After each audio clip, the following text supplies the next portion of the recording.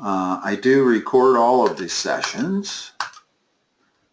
All right. So it's hard for me to see your writing on here, but I can certainly read the problem.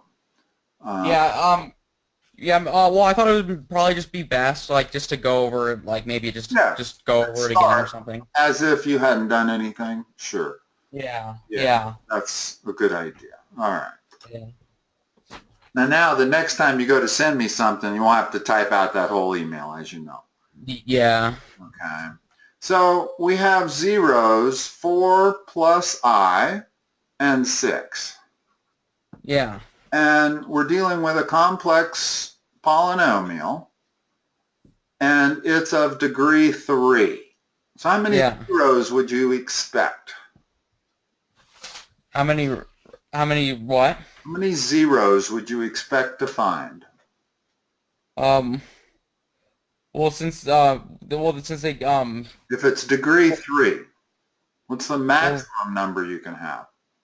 would it be three zeros? Yeah, okay. They've given you 2 of them. Yeah, Now, imaginary zeros always come in pairs. So if 4 plus I is a 0, what's another one? um, By definition, 4 minus I, the, oh, con okay, the conjugate. In other okay, words, if one of the zeros was 2 minus 3I, then what's the other 0? it would be 2 plus 3i, right? You got it.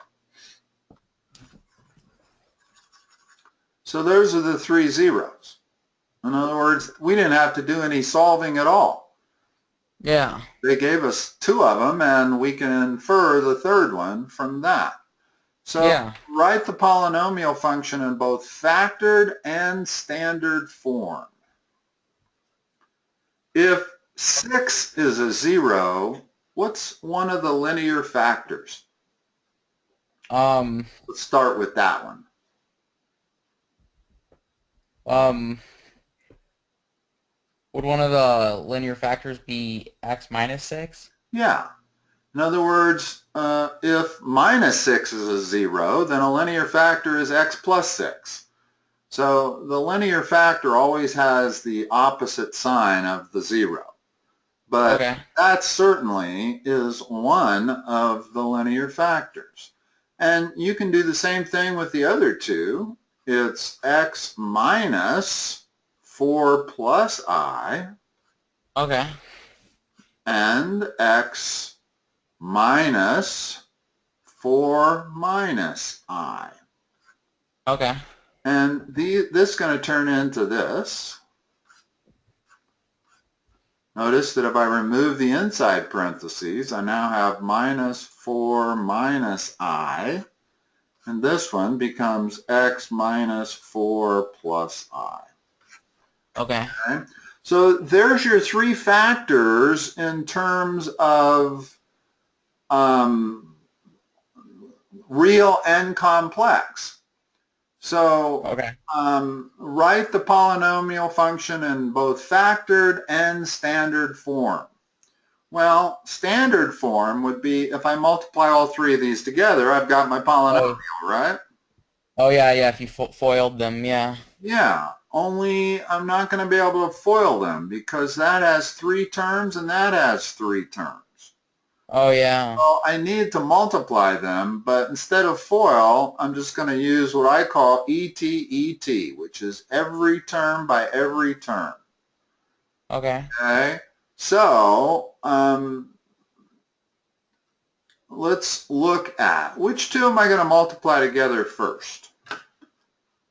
probably the x minus 4 minus I Yeah, by the x minus 4 for minus plus sure. I. And what I'm Yeah, going to get when I multiply that together is going to be called an irreducible quadratic. And that's okay, actually the preferred way to list the zeros. This is not the best way to list the zeros. It's just that at this point in time, this is all the information we have. And I'm not okay, sure this is the correct answer to that problem. but it's either this or after we multiply these two complex numbers together, listing that as an, I'll explain what I mean as we go. So let's Okay. multiply that complex number by that complex number. What do you get? I'll try it out. Always do it verbally, openly, and tell me step by step. Well, first you'd multiply the x's, and then you would multiply the Okay, let's do it. I mean, by step, let's do it. So that's the Oh first yeah. term. What's the next term?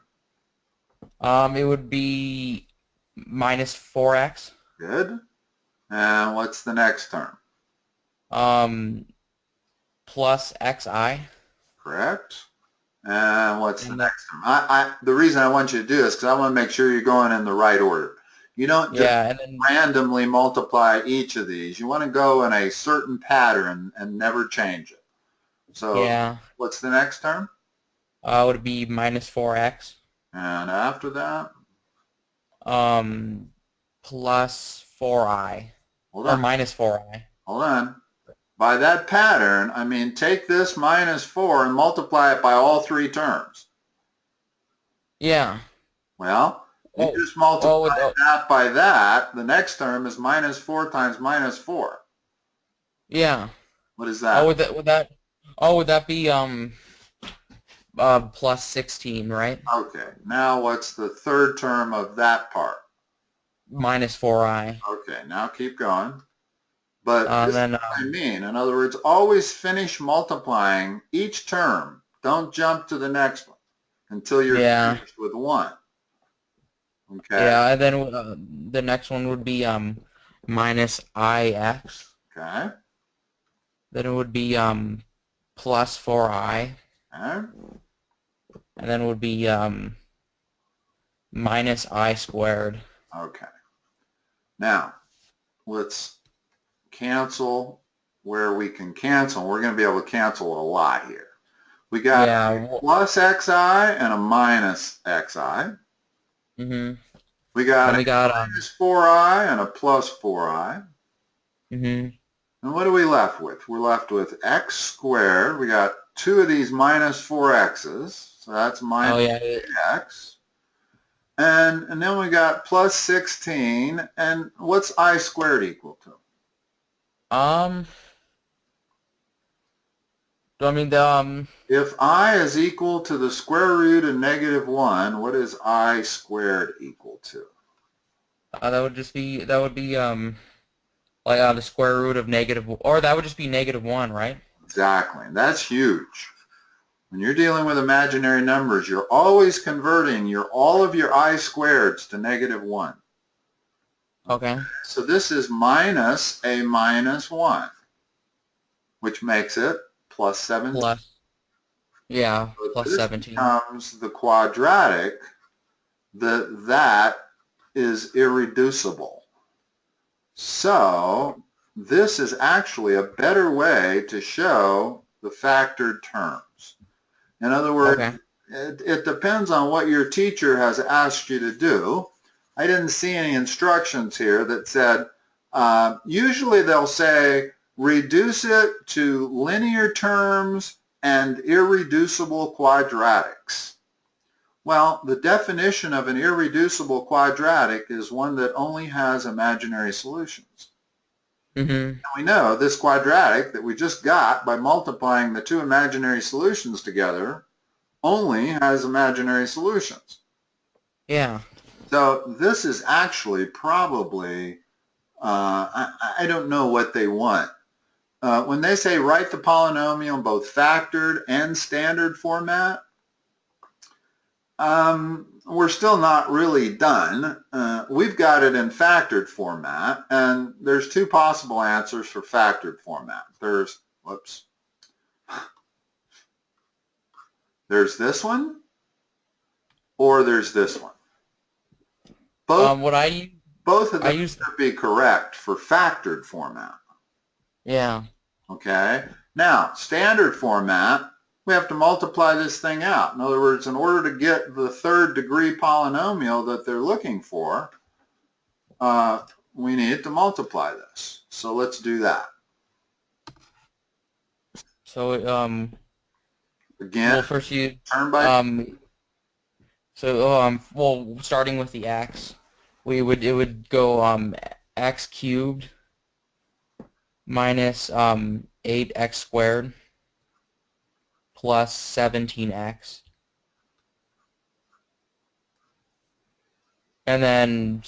Starting from the -6, it would be -6x squared um plus 42x. 48. 6 times 8 is Oh 4. yeah, 48. Okay. And then minus Excuse me. You're right. It is minus. um let's see, That number is 102. yeah, -102. That's not a number that you have to be able to do in your head. Okay. Yeah. There's nothing wrong with using a calculator for 2 digits. Yeah. But I'd rather see you do everything that you can do. Any 1-digit number, you don't want to have to use a calculator to multiply 6 times 8. Yeah. Okay? Problem is you don't have to make a mistake very often where if you're taking a test, you're going to use the calculator, right? Yeah. And the problem is once you use that calculator, then you're never going to rely on your brain. You're going to always rely on that calculator because you're always going to want to be 100% correct. So Yeah. there is a fine line there. My biggest suggestion would be make sure you're really, really proficient at the single digit by single digit multiplication, division, addition, and subtraction, positive and negative numbers. All right, Yeah. now let's simplify this one. And let me just say one thing about the simplification. This Yeah. term is always going to be the only x cubed term. And Yeah. this term is always going to be the only pure number. And it's these 4 terms that you can combine. Yeah.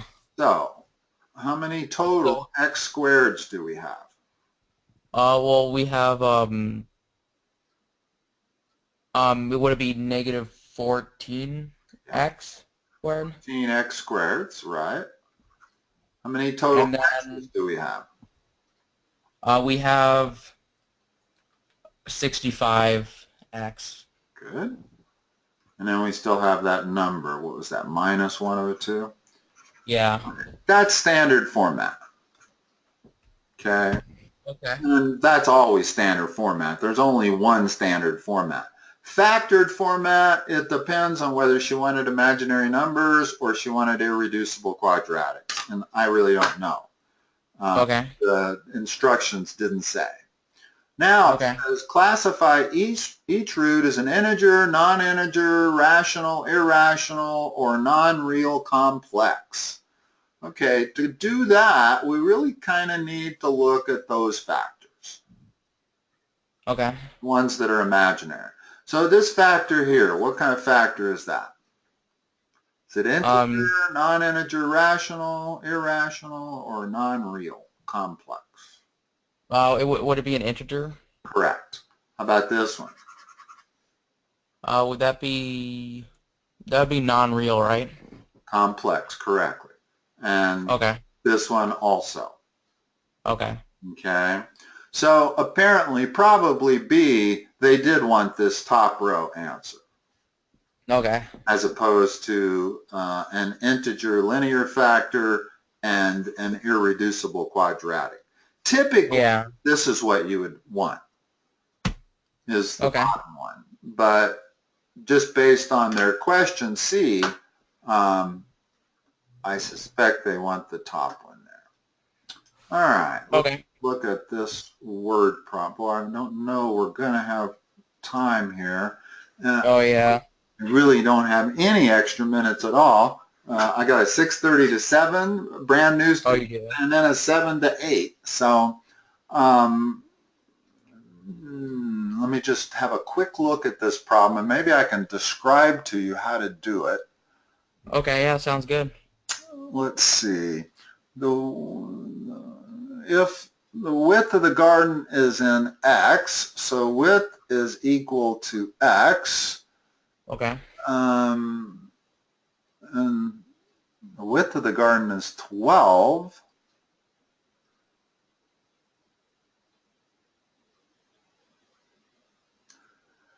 I'm missing, all right. Here's our garden. Okay, the width is x. Yeah. Let's call this dimension y. Yeah. Okay, and they give us the area. So Oh. if the width is 12, what must y be? The area is x times y, right? Mhm. The area they're giving us is 240, and they're telling us one of the dimensions is 12. Well, what's the other dimension? The other dimension's got to be 20. Yeah. So this is 20, this is 12. Doesn't matter whether it matches my picture or not, because all we need is both dimensions. Yeah. Okay. And let's see, part B, if the width is then the length in terms of x is x plus 8, right? Yeah. Okay. And let me go ahead and switch these just so I won't confuse you. So that one's 20, that one's 12, and the length is the width plus 8. The function that represents the perimeter is what? Okay. If we'll call this x, we'll call that y, what function would represent the perimeter? Um, it would be x, or would it just be 2x plus 2y? Correct. And now, if they want that function all as a function of x, which they do, that's what p of x means. In other Yeah. words, if it was a function of x and y, they would have said p of x comma y, parentheses. The fact Yeah. that they want it as a function of x only, we have to change this y. Well, Okay. we already figured out that y was x minus 8, right? Yeah. So let's substitute that. So the perimeter now becomes 2 times x plus 2 times x minus 8. Yeah. And there is your perimeter. Now, you'll have to combine some of that. In other words, you want to distribute that. You're going to end up with the perimeter as a function of x only is going to be 4x minus 16. You see how I got that? Yeah. Okay. And that is where I'm going to have to stop. Okay. Yeah. Okay? Yeah. I'll try to sign up for something like maybe tomorrow or sometime like later this week. That's fine, whatever your needs are. Okay. The Yeah. only thing I would suggest is send your pictures before the session starts. Yeah. Yeah. I'll do that. All right. Peyton, good to talk to you. I'll talk to you next time. Yeah. Yeah. Yeah. Thank you. Bye-bye.